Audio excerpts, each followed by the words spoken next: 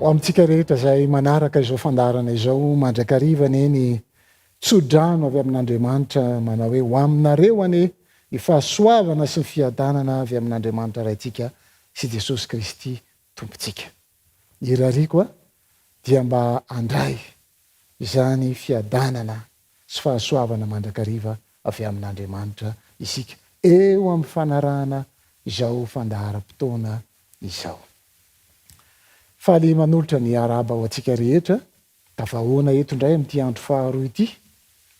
Ny firariko dia engane mba anjaka ao anatintsika ny tenin'Andriamanitra ary hitondra fanavozana eo amin'ny fiainantsika ary dia andray fitahiana avy amin'izany tenin'Andriamanitra izany isika. Tsy vitany hoe andray fitahiana fotsiny ry hava-malala fa hitomby ihany koa ny finoantsika tsirairay avy. Ny loha-hevitra izay ho arahantsika amin'ity androany ity dia manao hoe tetikady na paikady mitondra ho amin'ny fiankofana tena izy. Mandritra ity herinandro ity azafady. Zay zany ilay loha-hevitra rahantsika hoe paikady na tetikady mitondra ho amin'ny fiankofana tena izy. Fa ny loha-hevitra izay ho arahantsika amin'ity androany ity dia ny hoe move Andriamanitra mahita sy miaino ny fivavahana izay ataontsika ao amin'ny fitoerana masina. Move Andriamanitra mahita sy miaino ny fivavahana izay ataontsika ao amin'ny fitoerana masina, na ao amin'ny fiangonana na ao amin'ny tokantrano izany. Mino fa azo valiny mahafapo avy amin'ny alalan'ny tenin'Andriamanitra isika tsirairay avy, kanefa mialohan'ny andiniantsika ny tenin'Andriamanitra dia manasa antsika hanondrika alohantsika hivavaka. Rainay izay any an-danitro, ankehitriny raha andinika ny teninao izahay, ny amin'ny valiny izany fanontaniana izany. Meteza Tompo, hiteny amin'ny alalan'ny fanahinao. Ampangino feo hafa rehetra eo amin'ny fiainanay Tompo, fa ampio izahay mba hiaina sy velona amin'ny alalan'ny teninao, ka mba hahita fitahiana mandrakariva eo amin'ny fanarahana anao. Tononay vavaka amin'ny anaranao Jesosy. Amen. Ry mpiano malala, raha hiverenantsika odiniana ny loha-hevitra izay efa hitantsika omaly raha fitinina zany dia ny hoe tokony ho tsapantsika izay manaraka izao fandaharana izao fa misy hery anankiroa izay hita ao amin'ny alalan'ny tenin'Andriamanitra. Dia tsy iza fa lay Andriamanitra sy Satana. Io lay atao hoe hery mifanandrina. Ny fiankofana araka ny hitantsika omaly dia zavatra hoentina na asetry ny famonjena izay nataon'i Kristy. Averiko, ny fiankofana dia zavatra hoentina na asetry ny famonjena izay nataon'i Kristy teo amin'ny fiainako na teo amin'ny fiainanao. Mino ary hava-malala fa rehefa mamonjy fotoam-pivavahana isika na ao atokantrano na any am-piangonana na amin'ny fitoerana masina zany, dia aoka isika mba anana zavatra hoentina, mety hira fiderana, vavaka. Aoka tsika mba anana zavatra asetry ny famonjena izay nataon'i Kristy ho antsika tsirairay avy. Fa raha mipetraka tsara eo amin'ny fiainantsika izay dia azo antoka fa tsy alamaina eo amin'ny fitoerana eo isika, fa tsy maintsy ampanarahany Kristy atsika ny fitahiana feno mandrakariva izay sahaza sy efa natokana ho ahy sy ho anao. Ry hava-malala, tsara trindrina ihany koa fa rehefa mamonjy ireny fiankofana ireny isika dia tsy misy ny atao hoe spectateur tahaka ny mpijery baolina, fa tokony mandray anjara avokoa isika.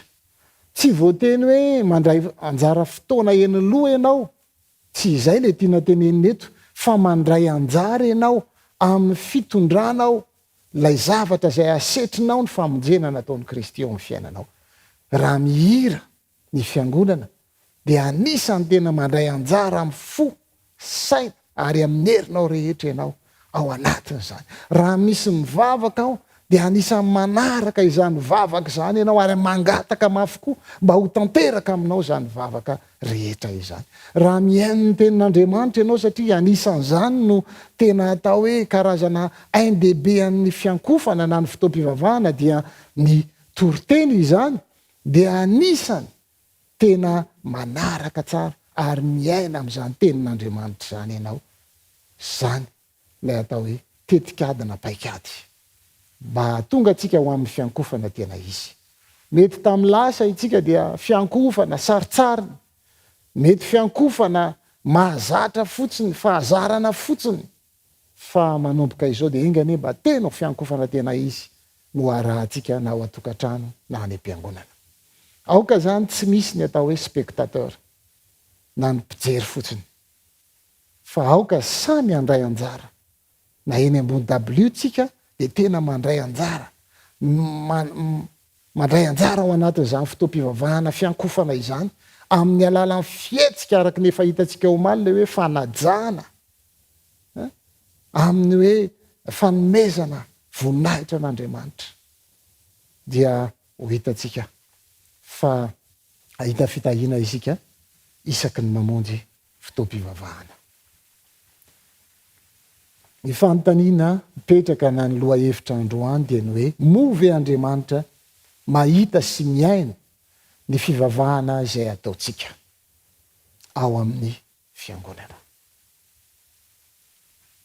Araka ny hitantsika omaly dia ny hoe ny olona amin'ny fiangonana amin'izao fotoana izao indrindra ty Afrika anie dia feno ny fiangonana fa ny olona izay mameno ny fiangonana ny ankamaroany dia tsy manana ny fanahin'Andriamanitra.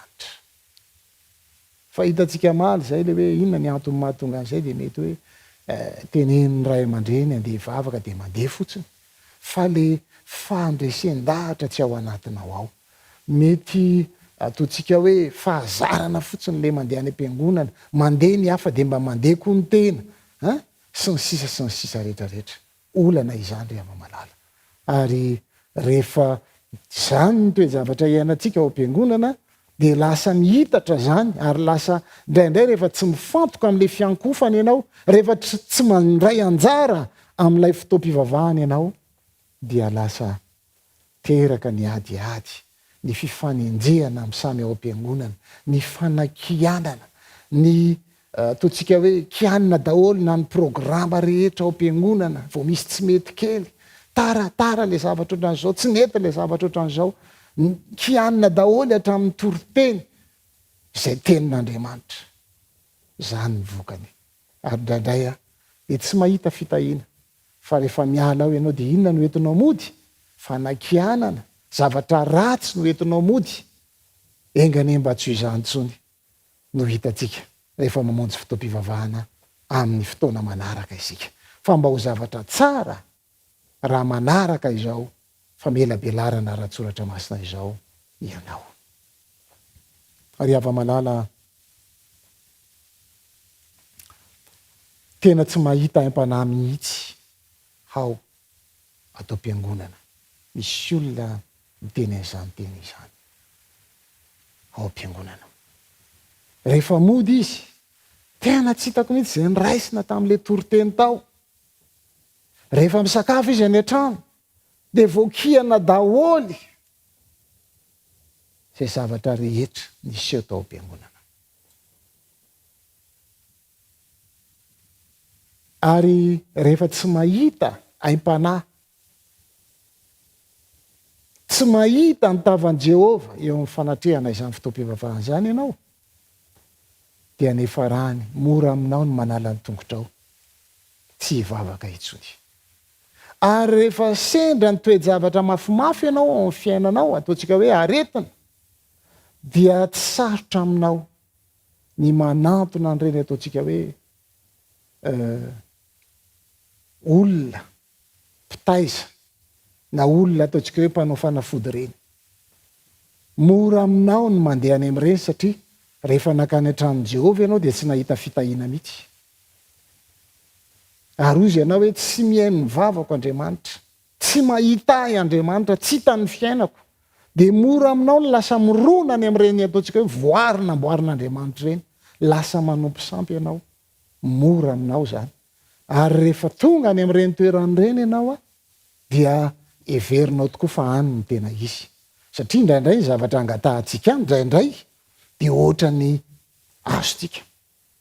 Dia ozintsika hoe mety aty, fa le ary tsy mety, le any am-piangonana ohatra mandany fotoana be fotsiny, fa alao le ary no atao. Engane mba tsy ho amin'izany toerana izany misy atsika. Misy ndray koa nefa ny karazan'olona sady vonjeny ny any am-piangonana, ny vonjeny any koa ny any amin'ny toeran-kafa. Any amin'izay ataontsika hoe pitaizy, dadarabe, fanompoantsampy, sady vonjeny ny any, vonjeny ery satria te azo tombony be izy eo amin'ny fiainana. Kanefa tadidio ry hava-malala fa tsy hitondranao any amin'ny famonjena zany fomba fisainana sy fihevitra izany. Mila mitandrina isika eo amin'izany fihetsika izany. Aokotsika tsy hanaiko fitany Satana ka rehefa hoe tsy mahita im-panahy ao amin'ny fiangonana dia lasa tady toerana hafa. Fa efa misy paikady eto, atolotra atsika avy ao anatin'ny tenin'Andriamanitra no akatsika n'izany paikady izany, ka mino fa raha ho ampiaritsika amin'ny fiainantsika zany dia ahita fitahiana isika eo amin'ny fiainantsika tsirairay avy, ao atokantranotsika indrindra. Ao amin'ny tantara faharoa toko 7:1-2 dia andeha ao no akatsika n'izany paikady zany amin'ity androany ity. Tantara faharoa toko 7:1-2 dia tahaka izao no ambaran'ny tenin'Andriamanitra. Ny valy mivavaka nataon'i Solomonina. Izay ny lohateny ery ambony. Toy izany ny nahavitan'i Solomonina ny tranon'i Jehovah sy ny lampanandriana. Ary samy nataon'i Solomonina lavorary avokoa izay rehetra efa voaheviny atao tao an-tranon'i Jehovah sy tao an-dapany. Ary Jehovah niseho tamin'i Solomonina noho ny alina ka nanao taminy hoe: efa reko ny vavakao, ary efa nofidiako ahy ity fitoerana ity ho trano fanateram-panatitra. Koa indro raha mampiantona ny andro aho ka tsy misy ranonorana latsaka, na asaiko mandany ny tany ny valala, na anaterako arety mandringana ny oloko.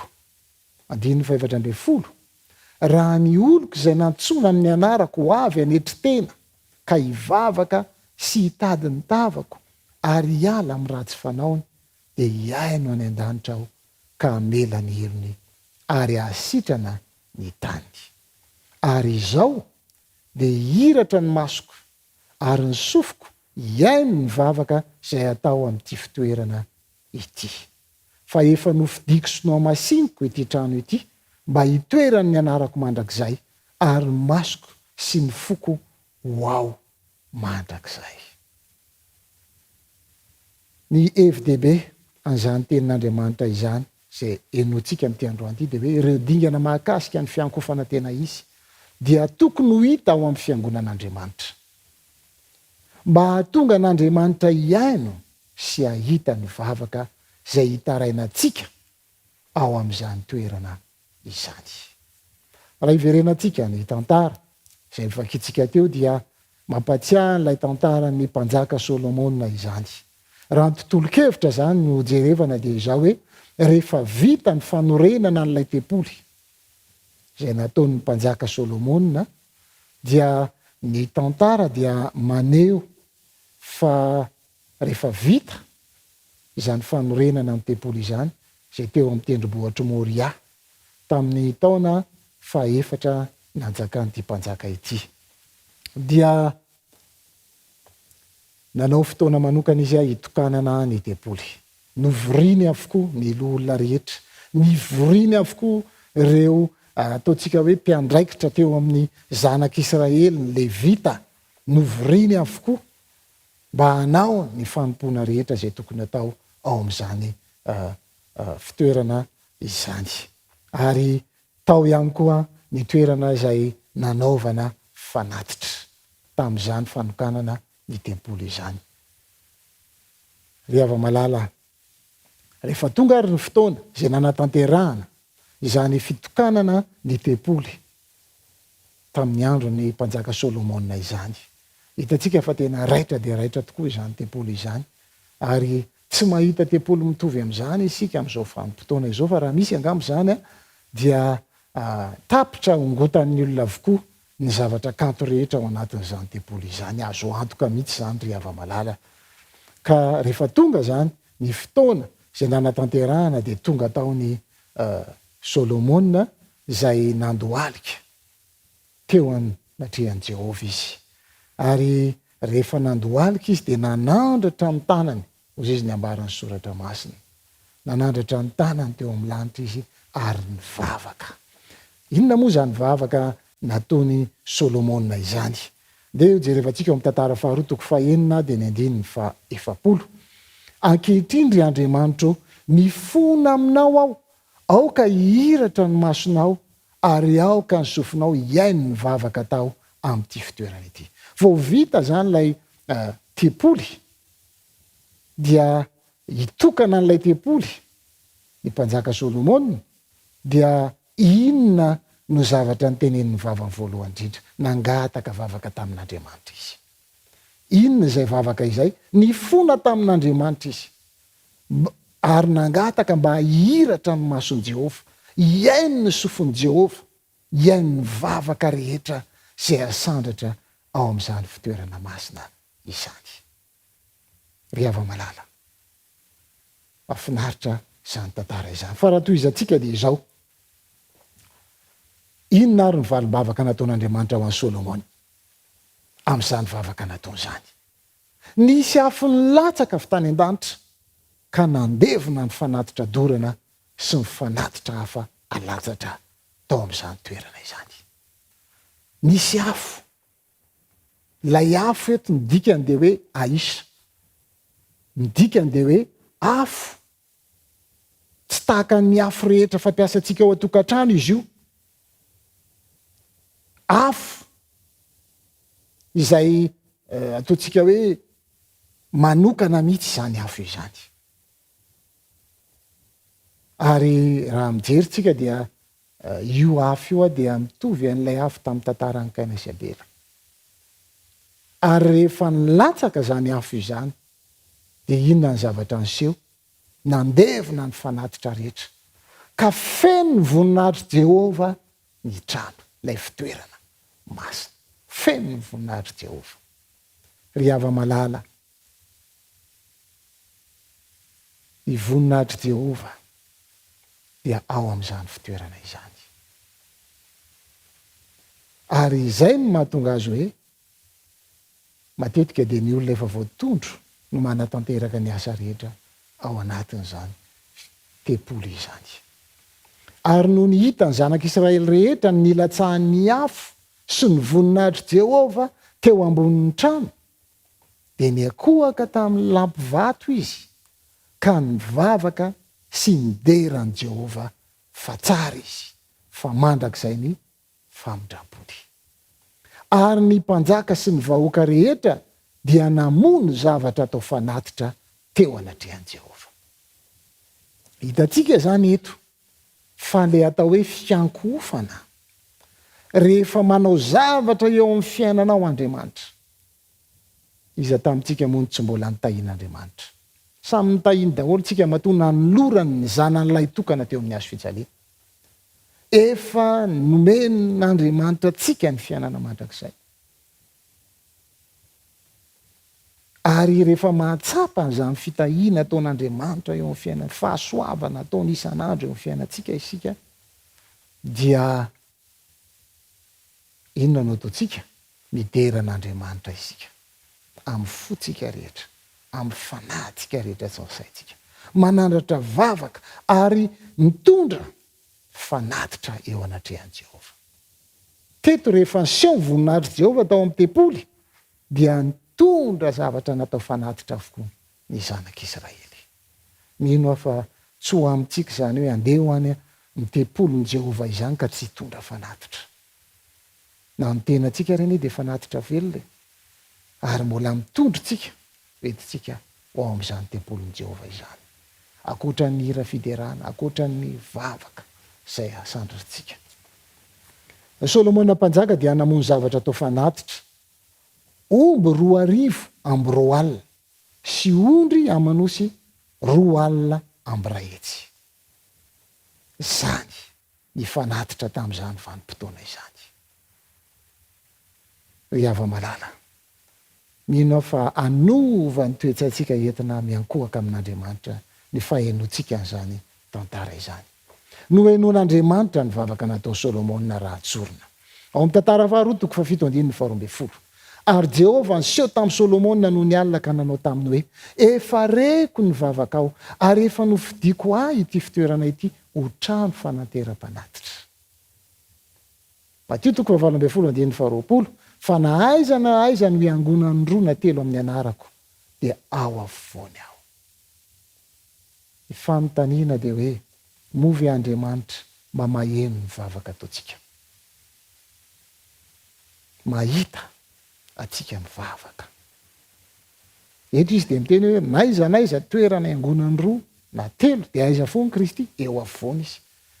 Dia inona ny tokony ataontsika zany ao anatin'izany fotoana izany.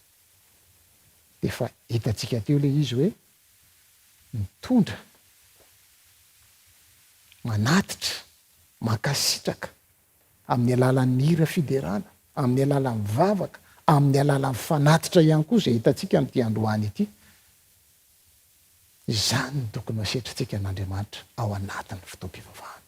Raha izany tokoa moa ny toe-tsaina ananan'ny mpiangona rehetra, anahoana ny fotoam-pivavahana izay atrehantsika. Fotoam-pivavahana ho feno ny fanatrehan'Andriamanitra. Nalefa n'Andriamanitra ireo loza. Raha manaraka n'ilay tantara zany tsika, nisy loza nalefa n'Andriamanitra. Ozy izy hoe koa indro raha mampiantona ny andro aho ka tsy misy ranonorana latsaka, na asaiko mandany ny tany ny valala, na anaterako arety mandringana ny oloko. Eto zany dia hoe miantona ny andro, mandany ny valala. Ary ozy izy hoe mbola anaterany inona ihany koa arety mandringana. Zany hoe navelan'Andriamanitra iseho zany ireo loza.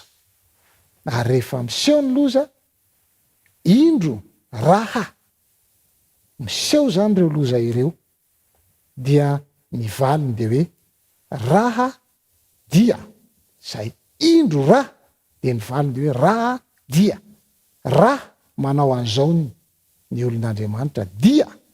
Ao amin'ny tantara faharoa 7:15. Raha ny oloko izay natsoina amin'ny anarako avy anetry tena ka hivavaka sy hitady ny tavako ary hiala amin'ny ratsy fanaony dia.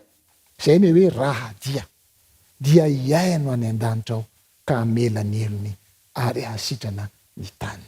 Raha iverenantsika zany dia hoe indro raha mampiantona ny andro, mandany ny valala, misy ny arety mandringana, dia ny valiny dia hoe raha. Zany hoe raha manao an'ity fihetsika ity zany ny olon'Andriamanitra, manetry tena, mivavaka, tady ny tavan'i Jehovah ary miala amin'ny ratsy fanaony. Dia inona no fitahiana raisitsika amin'Andriamanitra? Hiaino any an-danitra Andriamanitra ary hamela ny helokontsika sy hahasitrana ny tantsika. Movy Andriamanitra miaino sy mijery ny vavaka izay ataontsika. Dia ireo zany ny valiny. Raha manatanteraka an'ireo dinga ny fibebahana tsika. Ireo ilay atao hoe dinga ny fibebahana, ny voalohany dia mifanetry tena. Rehefa handeha amin'ny dinga ny fibebahana ny olona anankiray na ny kristiana anankiray dia mila manetry tena. Faharoa, mivavaka izy, mangataka vavaka amin'Andriamanitra tahaka ny nataon'i Solomona tao amin'ilay 30 vao vita. Fahatelo, dia nitady ny tavan'i Jehovah izy, nahita ny tavan'i Jehovah satria niseho tao amin'izany tempolo izany ny voninahitry Jehovah tamin'ny alalan'inona? Afo. Ary ny fahefatra dia hoe mila miala amin'ny ratsy fanaony izy. Matetika sika rehefa tonga any amin'ny tempolin'Andriamanitra dia manana hafatra ho antsika foan'Andriamanitra.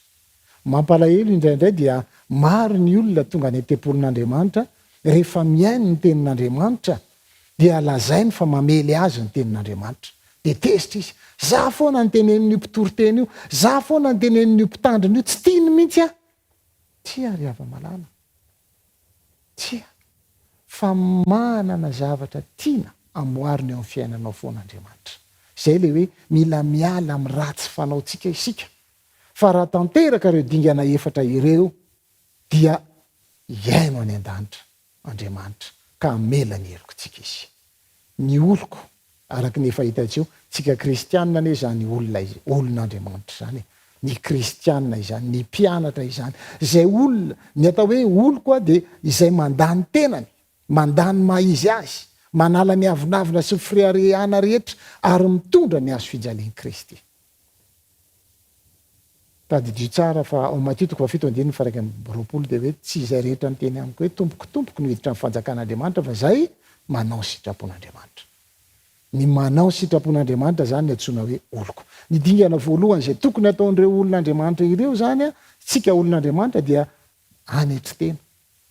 Ny manetry tena dia ataontsika hoe midina ambany tahaka ny vovoka. Manetry tena zany ninona hitondran'ny Kristy anao dia manaiky anao. Ary amin'ny fotoam-pivavahana zay atrehanao dia mila mandray zavatra ianao fa tsy toerinao le izy hoe za foana ny asian'ilay mpitory teny, tsy mety aminazy zany afatra zany. Mila miverina tahaka ny vovoka itsika. Ary ny zavatra hitadiavina takina ao anatin'ny fanetretena dia ny tena fibebahana marina. Manomboka amin'ny alalan'ny fanetretena ny fibebahana marina. Fa ny olana zany a dia ny avinavina ny fizahozahoana, io ny tena fahavalontsika amin'ity fanetretena ity. Fitebiko ny dingana faharoa dia ny hoe hivavaka. Ny hoe hivavaka dia miresaka amin'Andriamanitra. Miresaka amin'Andriamanitra. Araky ny hitantsika dia manao fanelanelanana ho antsika Kristy ao amin'ny fitoerana masina indrindra amin'izao fotoana izao, ka mivavaka tsika dia Kristy ny manelanelana antsika amin'Andriamanitra mba ho henon'Andriamanitra zany vavaka ataontsika izany. Sokafy ny fotsika, velary eo amin'Andriamanitra, aboray aminy ny olantsika rehetra dia ho hitantsika fa iaino zany vavaka zany Andriamanitra, satria izy miteny hoe mangata dia omena ianareo.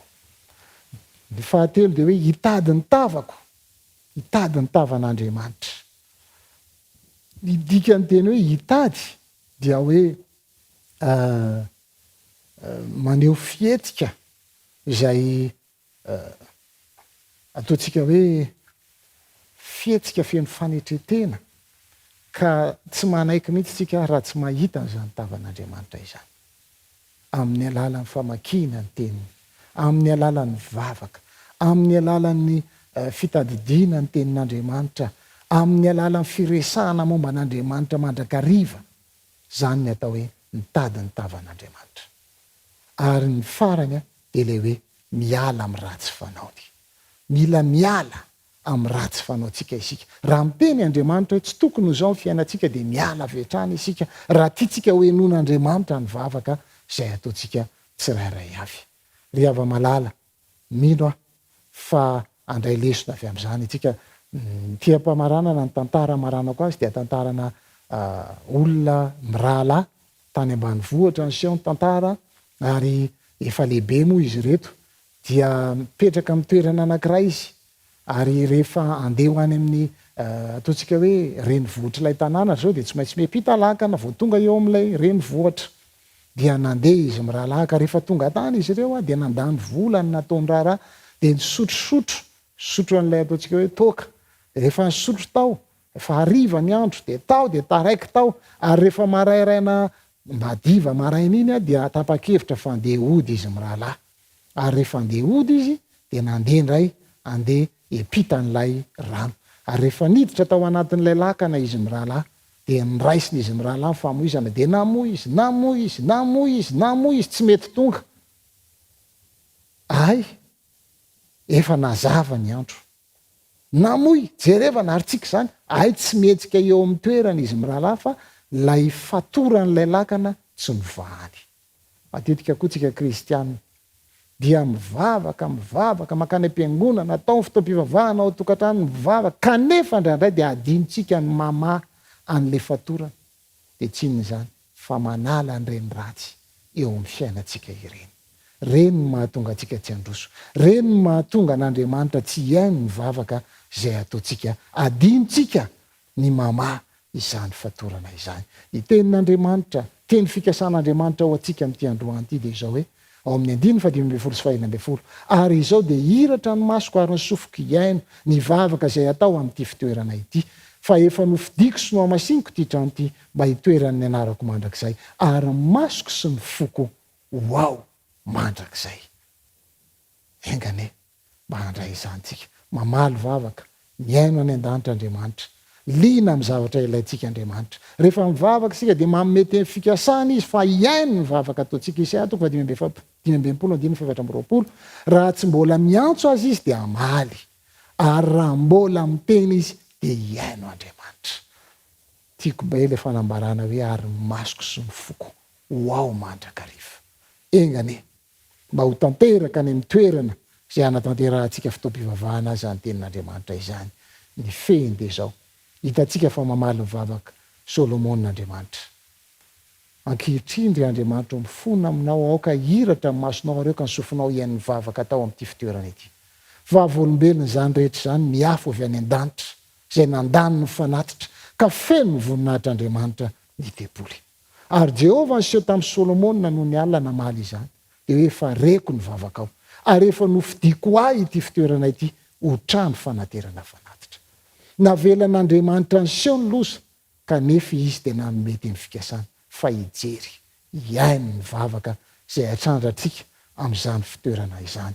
Raha toka maneritry tena isika ny vavaka mitady ny tavan'i Jehovah ary miala amin'ny ratsy fanaontsika. Tianao ve ny anatanteran'Andriamanitra ny teny fikasany ao amin'ny toerana izay hivavahantsika hoe ary izao dia hiratra ny masoko ary ny sofiko iaino ny vavaka izay atao amin'ity fitoerana ity.